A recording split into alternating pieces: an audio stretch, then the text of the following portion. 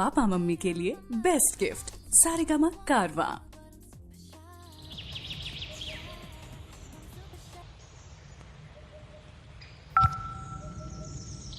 Hello, कहाँ बने रहुआ? बस तोहरा दिल में।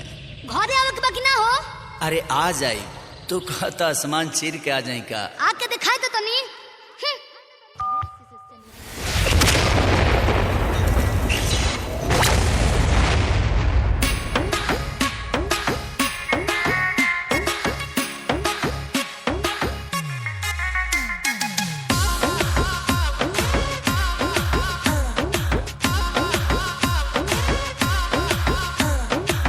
नकिया चढ़ौले बाड़ू, मुहावा फुलौले बाड़ू, काहे बिछौना गोरिया लगे बिछौले बाड़ू। बोला हो आवो। हाँ नकिया चढ़ौले बाड़ू, मुहावा फुलौले बाड़ू, काहे बिछौना गोरिया लगे बिछौले बाड़ू। तो काहे खिसियालू धनी कोरवा में राजा बना तनी ना जा।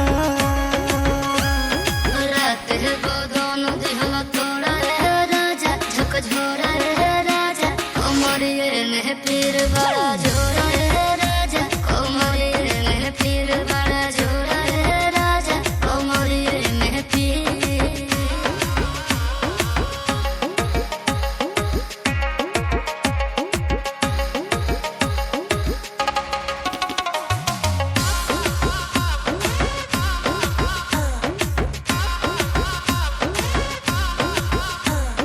बोला धनी डॉक्टरिया बहता बोलाई, खैबू दवाई कि सुई लगवाई।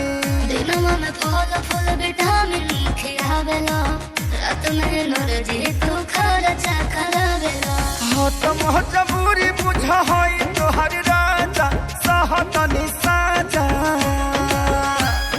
बहुत होता देह पूरे पूरा रे राजा कमजोर रे राजा कमरिए में पीर बड़ा जोरा रे राजा कमरिए में पीर बड़ा जोरा रे राजा कमरिए में पीर।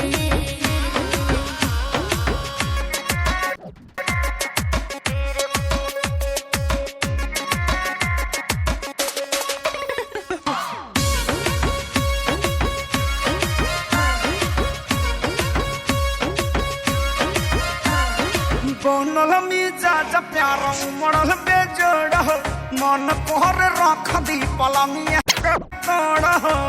दही वकील खुद बहुम तार जहाज हो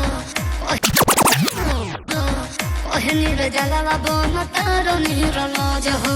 प्यार कोहर दाना बंद